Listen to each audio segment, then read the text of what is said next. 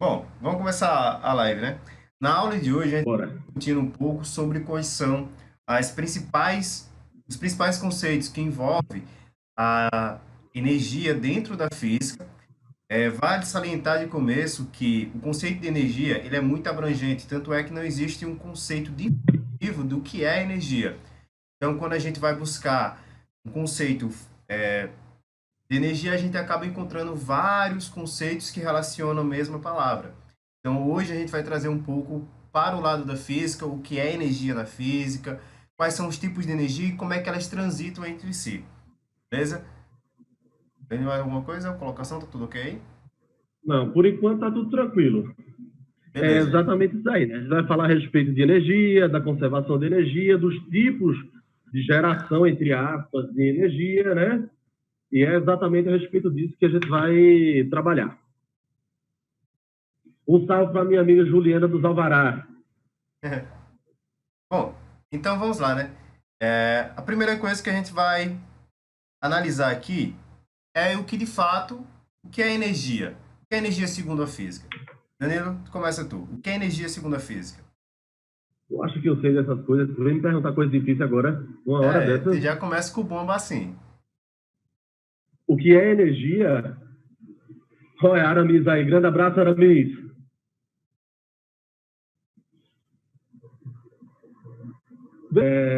A respeito do que é energia, né? Na verdade, não se existe um consenso. Eu vou tirar o fone enquanto estiver falando, porque fica dando retorno.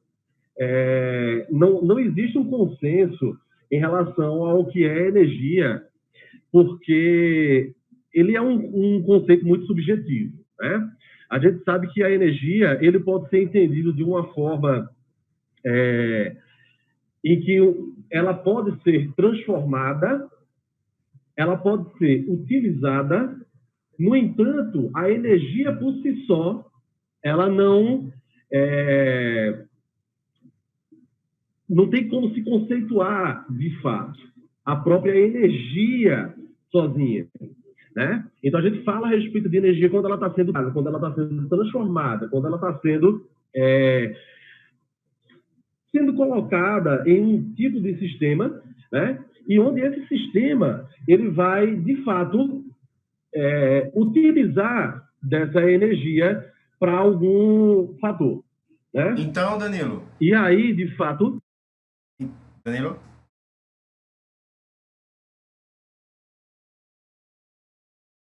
Fala aí. oi, tá ouvindo? Beleza. Então, de fato, aí a gente traz um pouco da ideia do que é energia. Então, energia está relacionado ao movimento, agitação ou algo que se move ou transita de algum objeto. Então, tudo aquilo que possui movimento, intrinsecamente a gente pode relacionar a algum tipo de energia. Então, Sim, exatamente. aí, ó, que quando a gente está se relacionando com a energia, a gente tem que ter, segundo a física, o que a gente traz da física é tudo aquilo que tem movimento, que tem agitação, que está atrelado a ele também a capacidade de se mover, a gente associa ele a um tipo de energia. O primeiro tipo de energia que eu vou Uhum. fazer aqui, Danilo, seria a energia mecânica, que acho que é o primeiro tipo de energia que a gente começa a estudar e a entender no ensino médio e no ensino fundamental. A energia mecânica, pessoal, tem vários tipos de energia mecânica, mas em princípio, a energia mecânica total do sistema está muito relacionado à capacidade e a ação de um objeto e se colocar em movimento. Então, toda vez que eu tenho um movimento, eu tenho uma energia atrelada. Toda vez que eu tenho a capacidade de colocar um objeto em movimento, também tem um tipo de energia atrelada. O primeiro tipo de energia que eu estou falando aqui é a energia cinética. Então, toda vez que eu tiver um movimento, toda energia atrelado a colocar um objeto em movimento, a estar em movimento, é energia cinética. O segundo tipo de energia que é mais comum é a energia potencial. Danilo, faça uma colocação aí de energia potencial. Dá um exemplo aí pro pessoal de energia potencial. Vamos lá. Primeiro, eu gostaria de mandar um abraço aí para o meu amigo Wilker Magalhães. Grande abraço, meu irmão. Um abraço também aí para Davidson, meu amigo, e para minha amiga Juliana também. Vê só, tu falou a respeito da energia cinética, né, que é uma energia ligada ao movimento. Uhum. E essa energia, ela está associada diretamente quando o corpo ele possui velocidade. Quando esse corpo possui velocidade, a gente tem que se dar conta que essa energia está associada a esse corpo. Isso significa que esse corpo ele está dotado de uma característica que antes ele não possuía, que é a própria energia. Né? E aí, veja, esse corpo ele possui esse tipo de energia, é como eu falei no início. A energia, ela não é algo que a gente possa falar de fato sem que a gente associe com um tipo de transformação. O professor Paul Hilt, ele disse que a energia é um conceito confuso e difícil de a gente conseguir associar, que ele faz um link, forma. Ele coloca a energia como sendo um pronome e um verbo ao mesmo tempo. Se ele estivesse, de fato, tendo que ser colocado como algo, uma aplicação, uma transformação. E aí a gente entra agora na questão da energia potencial. Por quê? Quando a gente está falando de energia cinética, como eu falei, né, como tu acabou de falar também, como tu acabou de colocar, a energia cinética é colocada como a energia de um corpo que está em movimento, né? E essa energia tem a capacidade de se transformar em outra energia, né? E que outros tipos de energia são esses? São as energias potenciais, ok? Então, a energia potencial vai ser uma energia armazenada que ela tem a capacidade de sofrer uma transformação. E aí existem alguns tipos de energia potencial, né? Na mecânica, temos dois tipos de energias potenciais. A energia potencial gravitacional e potencial elástica. Tu quer falar a respeito de alguma delas aí?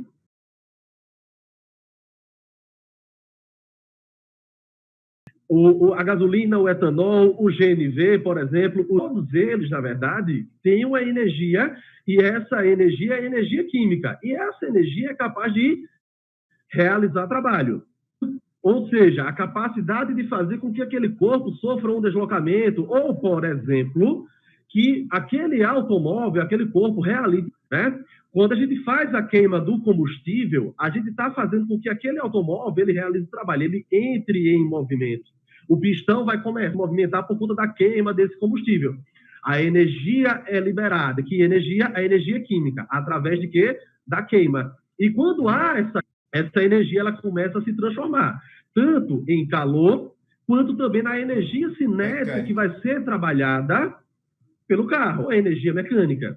Ok? Então, a gente tem os dois tipos de energia que a gente falou. Tanto a energia mecânica, quanto a energia térmica, que estão sendo associadas no trabalho realizado pelo motor do automóvel. Seja um carro, seja um caminhão, uma van e até uma moto, por exemplo. Certo? A gente tem esse tipo de trabalho sendo realizado. Entenderam aí, pessoal? Vamos agora falar sobre energia elétrica. Bom, a energia elétrica, pessoal, ela é relacionada e ela foi descoberta a partir do princípio de indução de Faraday. Então, todos os geradores hoje em dia é baseado no nesse princípio de indução. Basicamente, para a gente gerar energia elétrica, a gente precisa aí um outro tipo de energia para poder se transformar em energia elétrica. Então, por exemplo, nas hidrelétricas, a gente tem um processo normalmente muito grande de água. Essa coluna muito alta, muito grande de água, ela se desloca em uma queda, passando por essa bobina ao rotacionar, transforma energia elétrica ou energia mecânica em energia elétrica. Então, a energia elétrica... chamado dínamo, né? A partir do aparelho chamado dínamo, que é alguns ímãs, não é isso, Danilo? Olha a memória. Exatamente. A gente tem um solenoide, né? Um polaroide. Um solenoide, a gente vai ter feito como se fosse uma bobina, e esse ímã, ele vai ficar fazendo um movimento de vai e vem. E quando ele faz esse movimento de vai e vem, o que é que acontece? A gente está gerando uma mudança, exatamente, a gente está gerando uma mudança no campo magnético, e essa mudança no campo vai gerar o quê? Uma indução de carga elétrica, gerando a energia elétrica. Então, pessoal, a gente faz aí essa transformação dinâmica em energia elétrica a partir de um processo de indução. Bacana também é que agora a gente vai entender um pouco transita esses tipos de energia. Do processo, há também parte dessa energia, ela é transformada em calor porque é uma dissipação natural, normalmente, e em qualquer sistema físico há uma dissipação dessa energia, então a gente vai transformar, nesse processo de transformação, a gente tem transformação de energia em energia elétrica, energia térmica. A gente tem também que, posteriormente, alguns aparelhos domésticos fazem a conversão de energia elétrica em energia térmica. Um exemplo disso são processos envolvendo a lei de Joule com relação à dissipação de energia. Então, toda vez que eu tenho a dissipação de energia, isso ocorre porque tem um dispositivo chamado resistor, beleza? Então, num processo que há uma resistência elétrica, viu a palavra agora? Há uma barreira, vou colocar aqui barreira, contra a corrente elétrica, naturalmente há uma dissipação dessa energia elétrica em forma de calor. E é por isso que, aí veja que bacana, a maioria das máquinas térmicas que a gente tem na nossa casa consomem bastante energia. A geladeira consome bastante energia, o ferro de passar consome bastante energia. O que tem aí que é muito caro essas coisas. Consome muita energia. Por que consome muita energia? Porque toda máquina tem a característica ela precisar de muita energia elétrica para poder transformar em energia térmica. E assim vice-versa. Quer fazer alguma colocação, Danilo? Pessoal, tu falou a respeito de resistência elétrica, né? Quando a gente fala de uma associação direta entre uma transformação de uma energia elétrica em energia térmica, né? A gente está gerando aí, entre aspas, calor, né? O que é que acontece? O resistor, ele fosse um tipo de dificuldade de passagem de cargas elétricas. Ou seja, as cargas, elas vão encontrar como se fosse um tipo de atrito ao passar por ele. O que é que acontece? Toda carga, ela é dotada de uma característica que é a energia.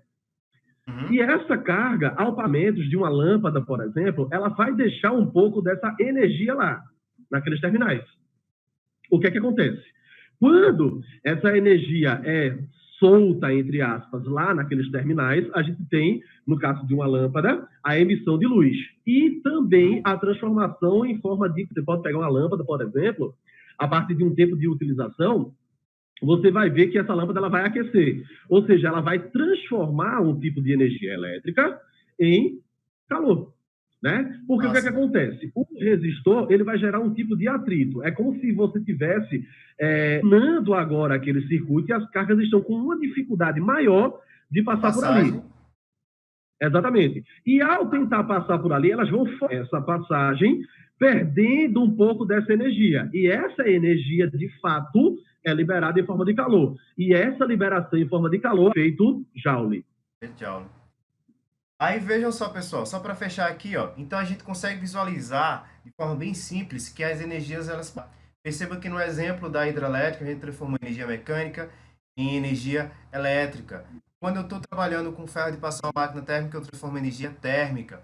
E também, quando eu estou trabalhando com máquinas térmicas, eu vou ter também a transformação de energia térmica em energia mecânica.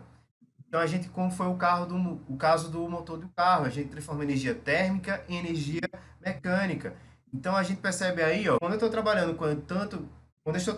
tanto com energia mecânica, energia térmica, energia elétrica, é muito fácil a gente visualizar a transformação de uma para a outra. Elas transitam entre si.